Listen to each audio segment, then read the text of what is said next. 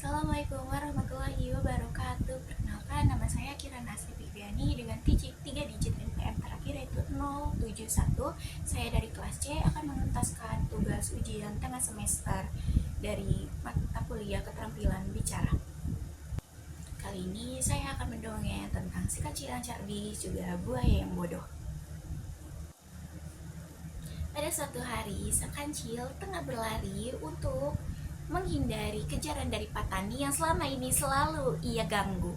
Setelah itu, saat ia berlari menyusuri hutan, tiba-tiba sungai panjang terbentang di hadapannya. Sang kancil pun bingung bagaimana cara ia untuk melewati sungai tersebut.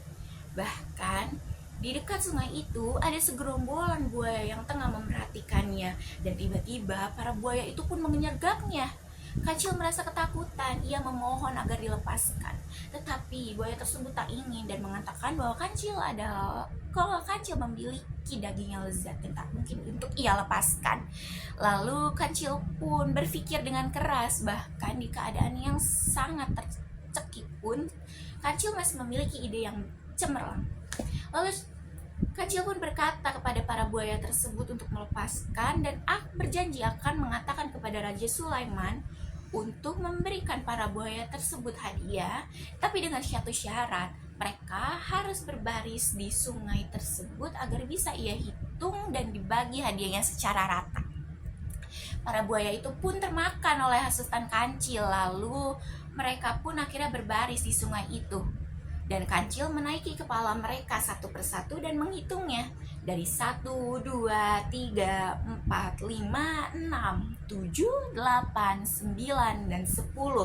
Lalu kancil pun akhirnya bisa mendarat dengan baik-baik saja di tanah seberangnya. Para buaya yang sudah membantu kancil pun akhirnya menagih janji kancil, mengatakan kepada kancil bahwa ia sudah berbaik hati dan kancil pasti akan mengatakan yang baik-baik tentang mereka kepada Raja Sulaiman, kan?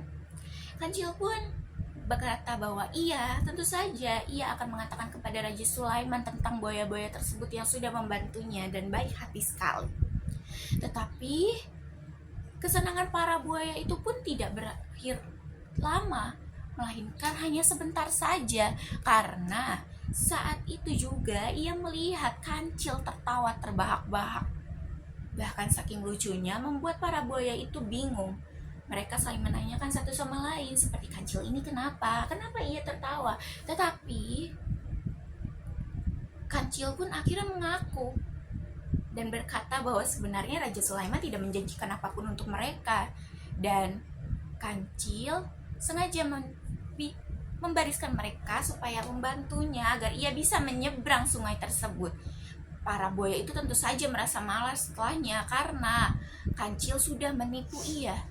Tetapi kancil masa bodoh, ia pun akhirnya pergi meninggalkan para buaya tersebut yang merasa kesal. Maka itulah akhir dari kisah si kancil yang cerdik juga buaya yang bodoh. Sekian dari saya. Wassalamualaikum warahmatullahi wabarakatuh. Mohon maaf juga atas ketidaksempurnaan yang ada dalam video ini. Terima kasih.